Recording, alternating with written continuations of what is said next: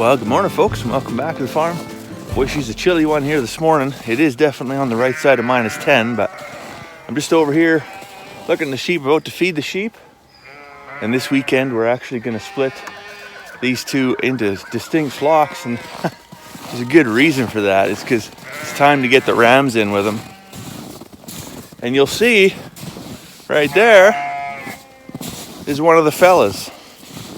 Now, we don't just keep the fellas on one side of the fence and the girls on the other side of the fence. Kylie, you get down there. He keeps busting out. So last night I had to put some panels up, try and keep him from jumping over this kind of wire in the pen that they're in. But he cannot be contained. He is very amorous right now. And for some reason, this fence has provided enough of an obstacle for him. So I'm going to fetch him back up, take him back to see the fellas again.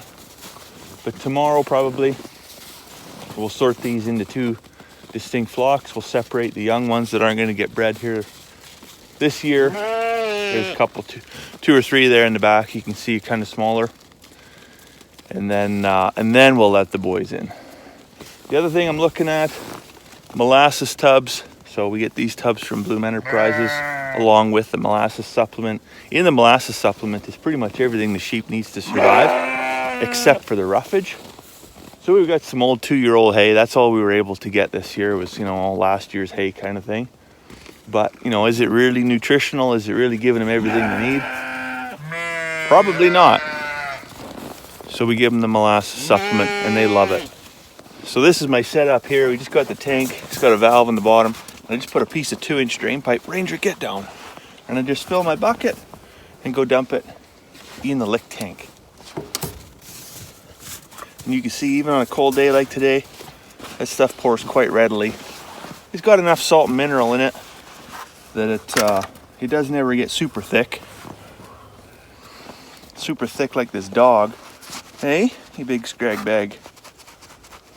I guess I kind of lied to you. I said we only got 2-year-old hay, but right here under this tarp is all this year's hay in square bales. What are you doing, fella?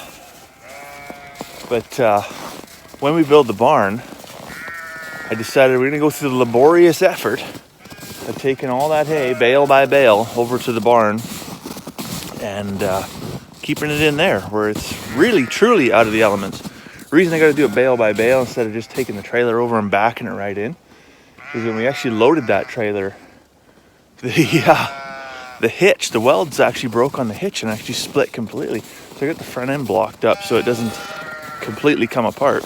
Well, unfortunately, some decisions just get made for you. Buddy, well, if you never catch up to him, jump the fence. So now I got a sort used this morning because he means business. And the big reason we need to split these two off, these ones not so much, that one in the back is one of his daughters. Can't have that. And so I got this gate closed and most of his daughters are right there. So I just got 1, 2 on this side, which isn't terrible. But there's also this real young one here that I don't want mixed up with him because she's not supposed to get bred till next year. Oh man, I'm out of breath already. I don't know if you could tell. Well, it's not exactly what I intended to do, but it's not perfect at all. But I managed to get Queen, which is the ewe he's chasing, and the big fella, and a spare, I guess, into the handling pen, which is kind of the opposite of what I wanted. I wanted to get him out and then use the handling pen to split apart the two distinct flocks. But I'll take this for now, because that means he can't be any more problems to anybody he shouldn't be a problem to. Anyways, now that my hand's been kind of forced that I have to sort sheep this afternoon now instead of tomorrow, it's fine. You know what?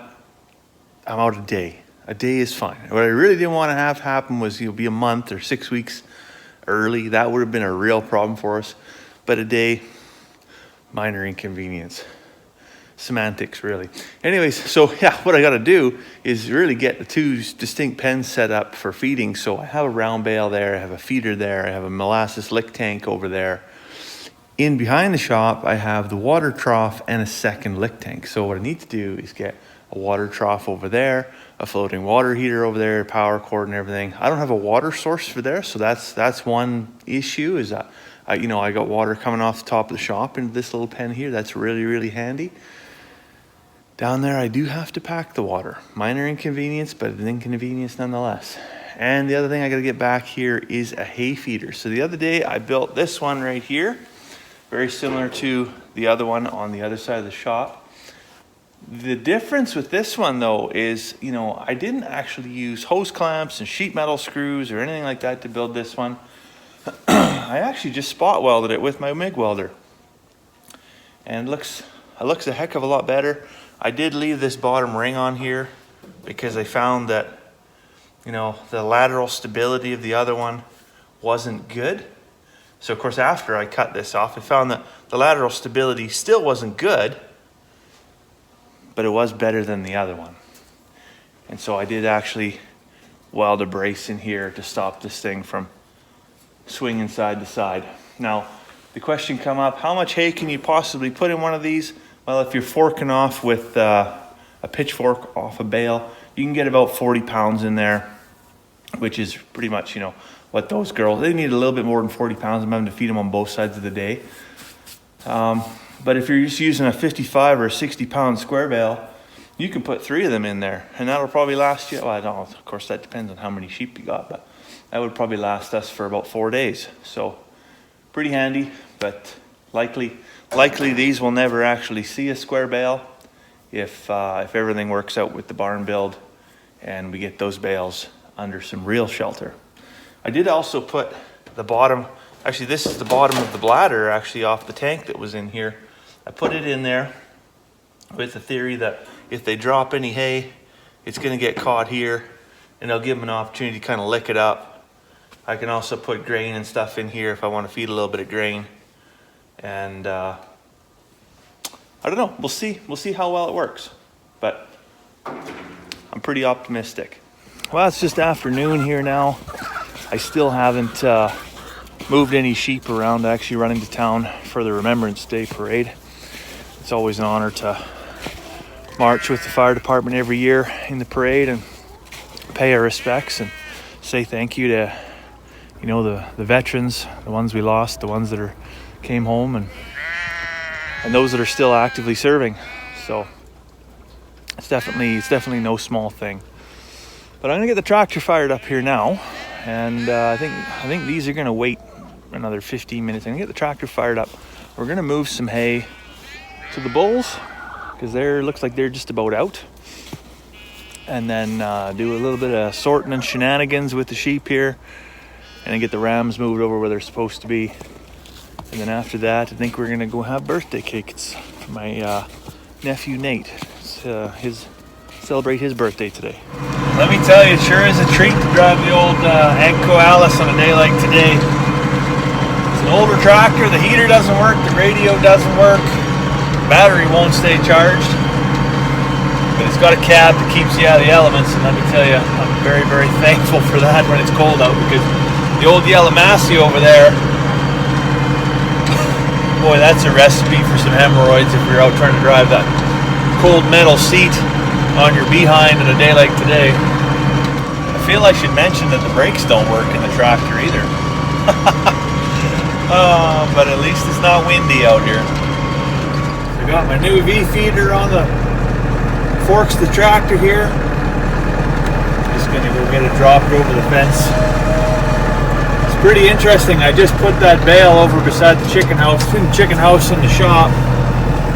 Chickens are already all over it. It's one of the benefits of having sheep right beside the chicken house is that the chickens get their greens quite regularly just from the hay. They eat a ton of grass in the winter that ordinarily they maybe wouldn't get. Oh, this thing's not going to sail there, is it? There we go. Just have to get it way up in the air. Just hoping not to have to do that.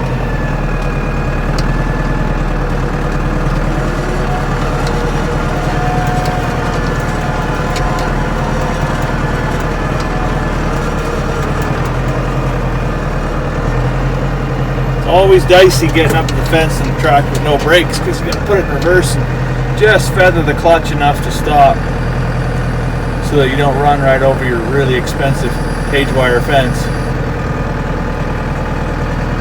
Slow that thing down, nice and gentle. Should slide right off of there.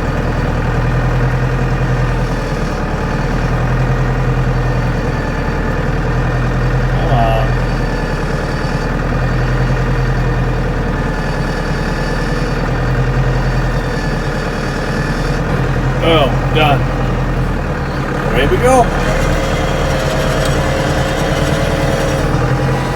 And I'm stuck. For real? I guess I should mention the four-wheel drive doesn't work in the tractor either. So I had to put the diff lock on to get out of there. It's a bit of a juggling act when you're up against the fence already. But we're out. And I mean, now that you mention it, when a guy really thinks about it, I actually don't know what works on this tractor other than the front end loader. That's pretty much it. So we got all the girls separated. If you're wondering how we do that, it's all by hand. So we got one set of ewes for Todd, one set aside for Jock. Then we've got a bunch of young ones in our mobile sheep moving trailer. And we're just over here gonna grab these two fellas and move over to their respective pen over there, and then we're gonna put the young ewes in here. Come on, fellas. Come on, boys. Come on. Come on. Let's go, boys. Thankfully, nobody's getting distracted by multiple pens of ewes here. Well, I'd say it's a beautiful thing. Everybody's where they're supposed to be now. The sheep got some hay. They're also gonna get bread. And I think it's time to head off for some birthday cake. So I'll let you go for now. I hope you have a fantastic day. I'll see you tomorrow.